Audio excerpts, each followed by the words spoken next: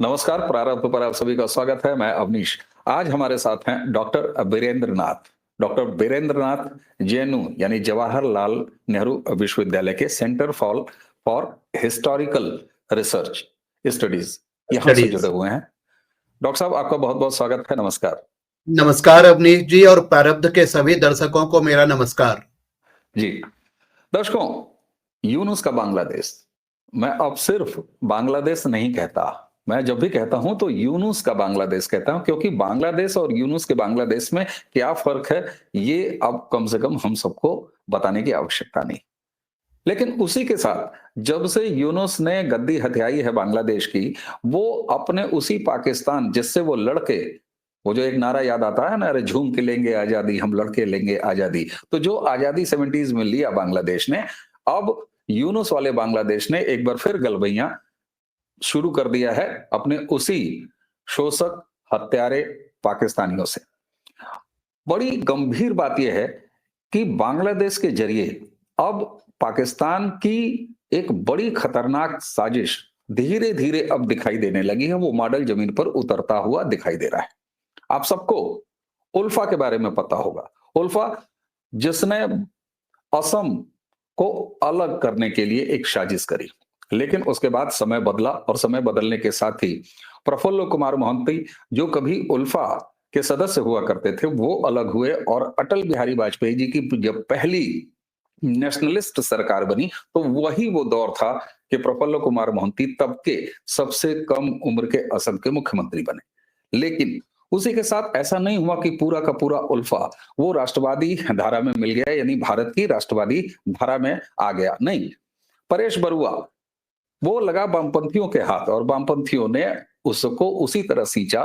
परेश बरुआ इस समय जेल में है, लेकिन पाकिस्तान के शहबाज की मुलाकात होती है, पाकिस्तान के कमांडर्स की मुलाकात होती है। यूनुस का बांग्लादेश जिसने जिहादी गिरफ्त में ले लिया है और दूसरा अफगानिस्तान बनाना चाहता है बांग्लादेश को, उसने किस योजना के तहत उल्फा को फिर से सक्रिय करने की साजिश शुरू कर दिया है?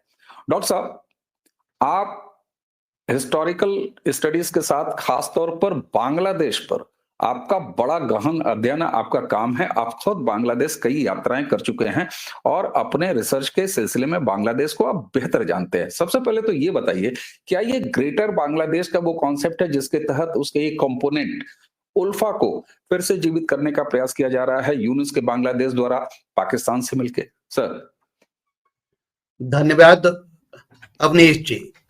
मैं थोड़ा सा यदि समय दें तो मैं 2-3 मिनट का समय लेना चाहूंगा। यह यूनुस का बांग्लादेश नहीं है, बांग्लादेश ऐसा ही है। हसीना जी का जो बांग्लादेश था वो रियल बांग्लादेश नहीं था।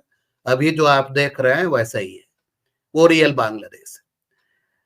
दर्शकों को एक बात अवश्य जानकारी रखनी चाहिए कि 1905-6 के बाद से ही अभी का जो बांग्लादेश है या उस समय का ईस्टर्न बंगाल है, वो पाकिस्तान मूवमेंट का मुख्य केंद्र था।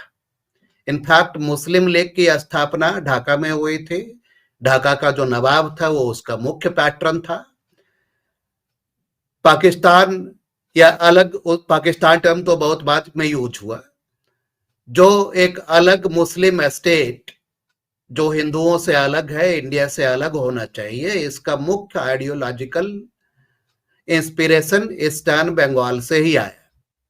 इनफैक्ट चाहे वो लाहौर रिसोल्यूशन हो या कुछ भी हो, तो जो ईस्ट बंगाल के जो बंगाली मुस्लिम्स थे वो इसके फोरफ्रंट में रहे। आप ये जान के सरप्राइज्ड हो जाएंगे कि ये term Bangladesh even East Bengal के मुस्लिम्स ने 1964-65 तक यूज नहीं किया था।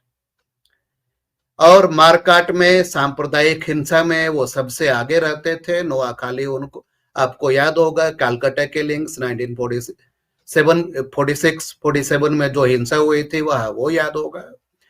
और 1947 में देश के विभाजन के बाद भी पश्चिमी पाकिस्तान और ईस्ट बंगाल दोनों के बीच में पावर शेयरिंग का एक अच्छा अरेंजमेंट लगभग आप मान सकते हैं कि कम से कम 15 साल या 16 साल रहा। यदि राष्ट्राध्यक्ष, राष्ट्रपति यदि पश्चिमी पाकिस्तान से हो तो उनका प्रधानमंत्री पूर्वी पाकिस्तान से होता था।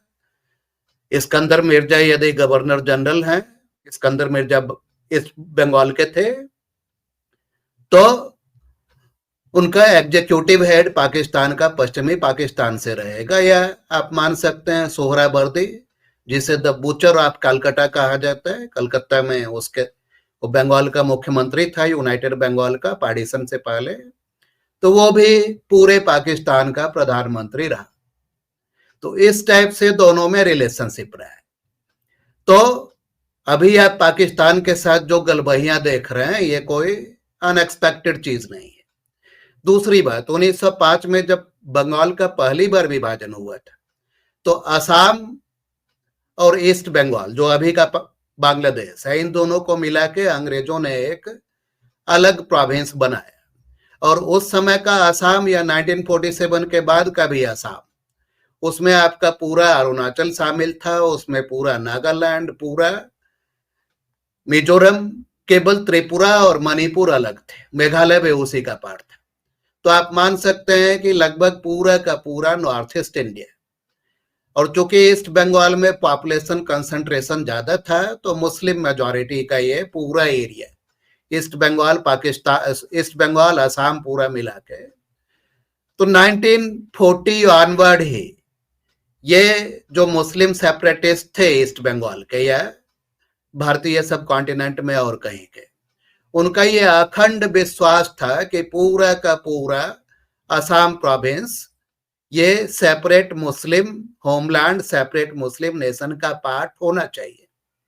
और इनफैक्ट 1947 में यदि गोपीनाथ बरदलोई नहीं होते, तो पूरा का पूरा Assam, including Nagaland, including Arunachal, including Mizoram, including Meghalaya, वो पाकिस्तान का पार्ट बन गया रहता। तो इस मामले में जो ईस्ट बंगाल के जो मुस्लिम्स थे, जिन्होंने लड़के अपना अलग देश लिया, उनको वेस्ट पाकिस्तान के लोगों से पावर शेयरिंग में डिफरेंस हुआ है। इसके कारण से उनमें झगड़ा हुआ, जिसमें भारत कूदा बीच में और उनको आजाद करवाया। लेकिन ये आज सच 1971 में बांग्लादेश का जन्म, भारत के लोग बड़े उछल उछल के लिखते हैं कि ये टू नेशन थ्योरी की हार थी, ऐसा नहीं है। ये इस थ्योरी की जीत थी कि जहां जहां मुस्लिम्स मेजॉरिटी में है, वहां वहां अलग नेशन होना चाहिए। तो 1971 के बाद से भी बांग्लादेश ने कभी भी इस ड्रीम को, ग्रेटर बांग्लादेश के ड्रीम को नहीं छोड़ा है। वो उनके लिए ग्रेटर बांग्लादेश क्या है? उनके लिए ग्रेटर बांग्लादेश है वो 1757 के बाद अंग्रेजों ने जो बंगाल प्रेसिडेंसी एस्टैब्लिश की थी, जिसमें अभी का बिहार, झारखंड, उड़ीसा और पूरा का पूरा नॉर्थ ईस्ट इंडिया है। तो उनके लिए ग्रेटर बांग्लादेश का यही मतलब है कि ये सभी एरिया बांग्लादेश के पार्ट रहे हैं, यहाँ पे मुस्लिम्स ने रूल किया है और ये हमें वापस लेना चाहिए। वापस लेने के मल्टीपल तरीके हैं। बिल्कुल। एक तो ये जो पॉपुलेशन इन्वेशन पूरे ईस्टर्न इंडिया में, जो अब इनफैक्ट भारत के पूरे गली गली में फैल गया है। सैफ अली खां का हमलावर आप जानते हैं बांग्लादेशी ही है, और यहाँ जो दिल्ली एनसीआर में मैं बैठा हुआ हूँ, यहाँ के पूरे लेबर फोर्स पे लगभग बांग्लादेशी घुसपैठियों ने कब्जा कर लिया है। तो एक तो ये साइलेंट डेमोग्राफिक इन्वेजन है। दूसरा, इस मामले में बांग्लादेश की पूरी जो रूलिंग एलीट है, चाहे वो अवामी लीग की हो या अभी जमाते इस्लामी की हो या बीएनपी की हो, उनके टैक्टिक्स में अंतर है, गोल में कोई अंतर नहीं है। बड़ी बात। हसीना के समय में उनका पहला प्रोग्राम था कि हमें इकोनॉमिकली कंसोलिडेट करना चाहिए, इन इशू को थोड़ा बैक बर्नर पे रखना चाहिए, और जब हम पावरफुल हो जाएंगे तब इसको लेंगे। अभी उनके जो सक्सेसर्स हैं, यूनुस और ये जमात के लोग, वो थोड़े इम्पेशेंट हैं, वो कूद पड़ना चाहते हैं कि अभी ही ले लेंगे। और इसमें इनको अमेरिकन डीप स्टेट और जो वेस्टेड इंटरेस्ट हैं, प्रारब्ध के दर्शकों को ये पता होगा कि 1947 में जब भारत आजाद हो रहा था, अंग्रेज छोड़ के जा रहे थे, तो उनकी एक प्लानिंग थी कि ये जो पूरा का नॉर्थ ईस्ट हिली एरिया है, अरुणाचल, नागालैंड और मिजोरम और मेघालय, ये मिला के हम एक क्रिश्चियन मेजॉरिटी का क्राउन कॉलोनी, जो मतलब ब्रिटिश क्राउन के द्वारा डायरेक्टली संचालित हो।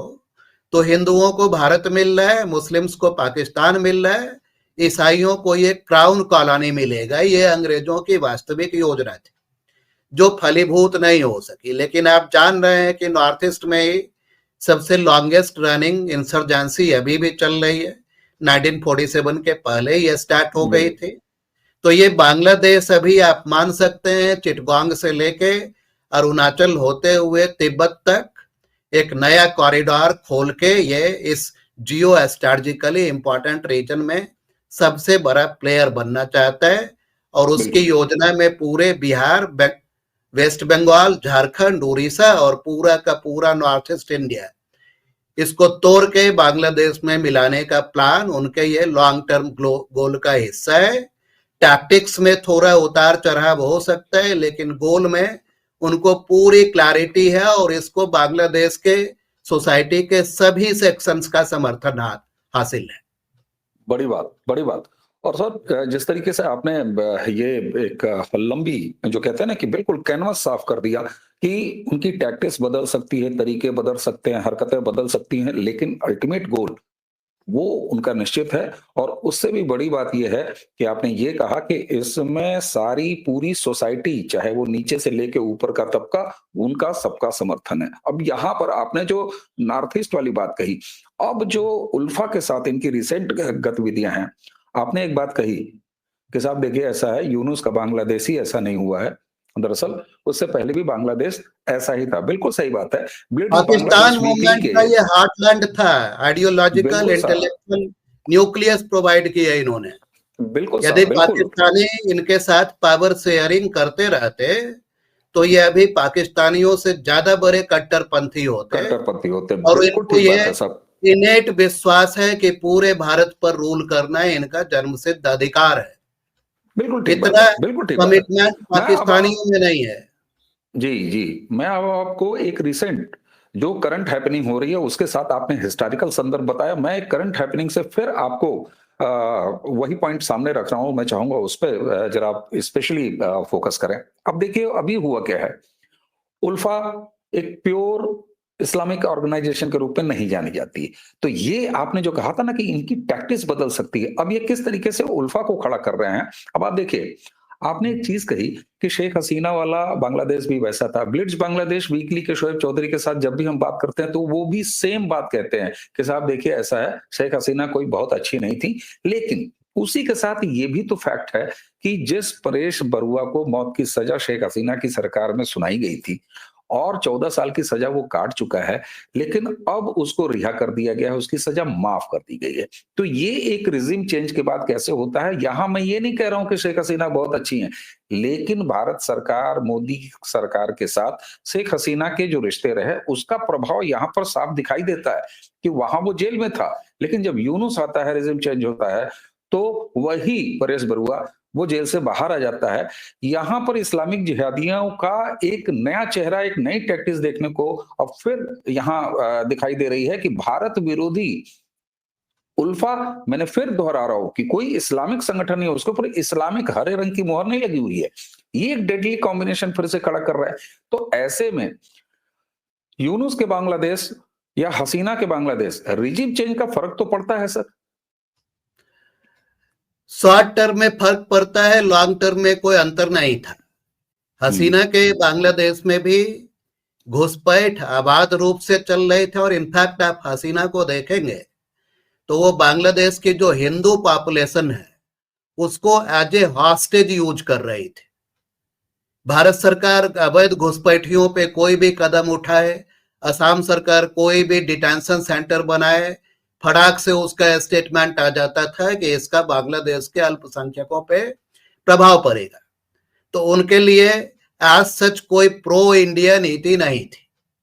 ये भारत के जनमानस में जो एक धारणा व्याप्त है कि पाकिस्तान हमारा शत्रु है, बांग्लादेश हमारा मित्र था, पहले इससे बाहर निकलना चाहिए। पाकिस्तान का एट द अर्लीस्ट आपके एक प्रोविंस पे क्लेम है, जम्मू और कश्मीर। वो उससे ज्यादा अपना कोई घोषित क्लेम नहीं रखते, और वो भी पाकिस्तान के सोसाइटी के एक सेक्शन का क्लेम है।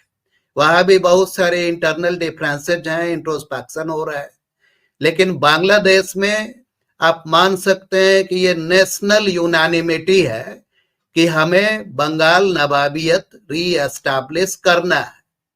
वो एक कंसेप्ट यूज करते हैं लेबेनस्ट्रॉम, लिविंग स्पेस। ये जर्मनी के, हिटलर के जर्मनी ने ये स्पेस कंसेप्ट यूज किया था कि हमारी पॉपुलेशन ज्यादा है, हमें लिविंग स्पेस चाहिए, तो हमें पूरे यूरोप को कॉलोनाइज करने का जन्मसिद्ध अधिकार है। ये लेबेनस्ट्रॉम का कंसेप्ट पूरे बांग्लादेश में ऊपर से नीचे तक सोसाइटी के सभी सेगमेंट में, कि बंगाल नवाबी यही थी, बिहार, बंगाल, उड़ीसा, पूरा नॉर्थ ईस्ट इंडिया, ये हमारा जन्मसिद्ध अधिकार है, हमें फिर से पाना। आप यूट्यूब पे, गूगल पे एक बार ग्रेटर बांग्लादेश टाइप करके देख लीजिए, आपको कितने टाइप के वीडियो मिलेंगे, वहां आप देख सकते हैं। रही बात उल्फा की, तो उल्फा जो था वो हमेशा असमीज हिंदू मिडिल क्लास का अपने आप को रिप्रेजेंटेटिव होने का क्लेम करता था, और धीरे धीरे असमीज मिडिल क्लास को ये समझ में आ गया कि जैसे ही हम भारत से अलग होंगे या भारत कभी भी कमजोर होगा, बांग्लादेश हमें पीस के रख देगा, निगल जाएगा। तो धीरे धीरे आप देख रहे हैं कि 1995 के बाद से असम में धीरे धीरे शांति आई है। अभी वहां कोई एक्टिव इंसर्जेंसी नहीं है, और ये नॉर्थ ईस्ट के जो सारे ग्रुप हैं, केवल उल्फा ही नहीं, नागालैंड के जितने इंसर्जेंट ग्रुप हैं, मणिपुर के हैं या जो भी हैं, बांग्लादेश उनको एक सेफ हेवन प्रोवाइड करता रहा। शेख हसीना के समय में ज्यादा बड़ा गोल था कि हम थोड़ा इकोनॉमिकली प्रॉस्पेरस हो जाए, हमारी इकोनॉमी स्टेबलाइज हो जाए, हमारा टेक्सटाइल इंडस्ट्री, हम भारत को बर्बाद कर दें टेक्सटाइल सेक्टर में, वो सारी इंडस्ट्री यहाँ आ जाए, हमारे पास पैसा हो जाएगा, स्टेबिलिटी हो जाएगी, फिर हम भारत के विरुद्ध फ्रंट खोलेंगे।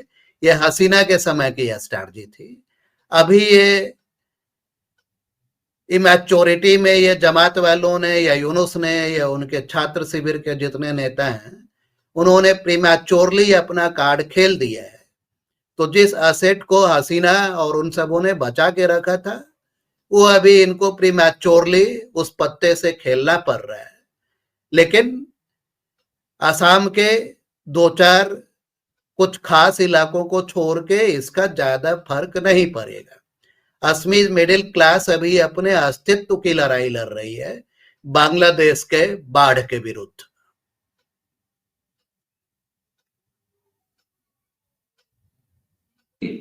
बिल्कुल, यहाँ पर आपने उल्फा की स्थिति क्लियर कर दी, लेकिन जिस तरीके से आपने कहा ना कि वो इम्पोर्टेंट है दर्शकों तक ये बात पहुंचना, ये जो पूरा इस्लामिक विस्तारवाद का जो कॉन्सेप्ट है, उसमें हथियार, औजार बदल सकते हैं, कई बार चेहरे बदल सकते हैं, लेकिन वो जो अल्टीमेट गोल है, वो अल्टीमेट जो इनका लक्ष्य है, वो कभी नहीं बदलता है। और आपने एक चीज बहुत अच्छे से एस्टेब्लिश किया निश्चित तौर पर कि देखिए साहब, सिर्फ ऐसा नहीं है कि यूनुस के आने के बाद ही बांग्लादेश है। बांग्लादेश कभी भी भारत का मित्र नहीं रहा, क्योंकि वहां भी एक ग्रेटर बांग्लादेश का कॉन्सेप्ट है। इस मामले में तो डॉक्टर साहब इस मामले में तो पाकिस्तान से बड़ी मुसीबत भारत के लिए है। और क्या आपको ऐसा नहीं लगता कि कम से कम यूनुस के प्रीमेच्योर गेम की वजह से अब भारत में कम से कम एक आम जनमानस में ये समझ में आएगी कि नहीं भैया, पाकिस्तान का तो मामला मान लीजिए एक ही स्टेट और एक ही जगह सिमटा है, ये तो हमारे पूरे नॉर्थ ईस्ट के किनारे किनारे बिल्कुल ऑक्टोपस की तरह फैले हुए हैं। तो एक तरह से यूनुस की इमेच्योरिटी हमारे हक में आ गई।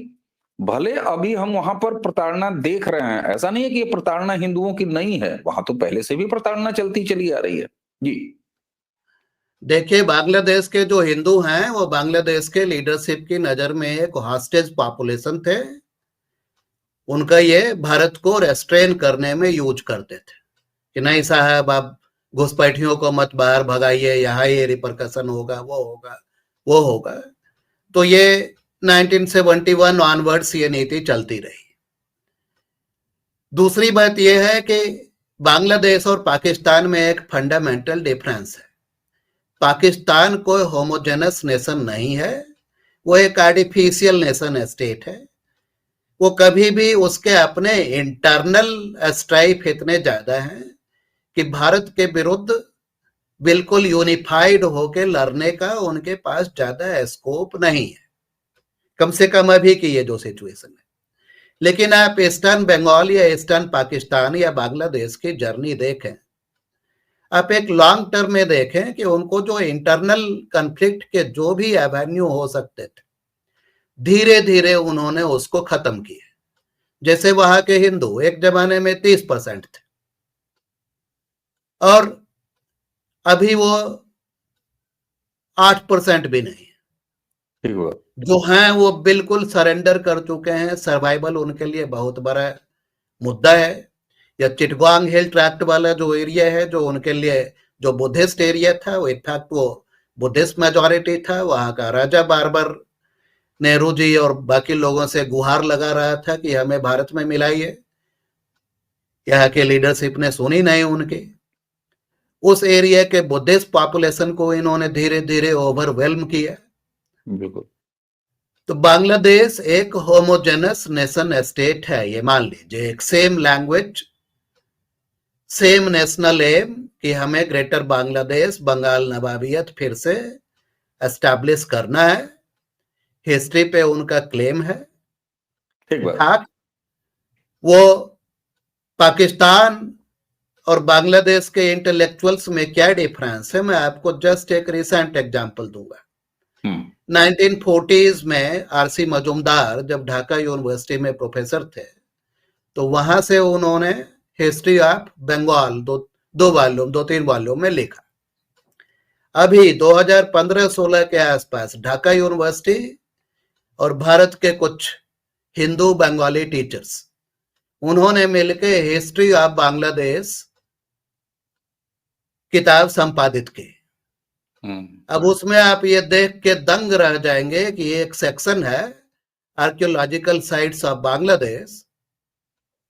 उसमें वो बोध गया को रखते हैं, नालंदा को रखते हैं, विक्रमशिला को रखते हैं। और पाकिस्तान के लिए एज ए होल भारत के इंटेलेक्चुअल क्लास में कोई बड़े लेवल के सिंपैथी नहीं है।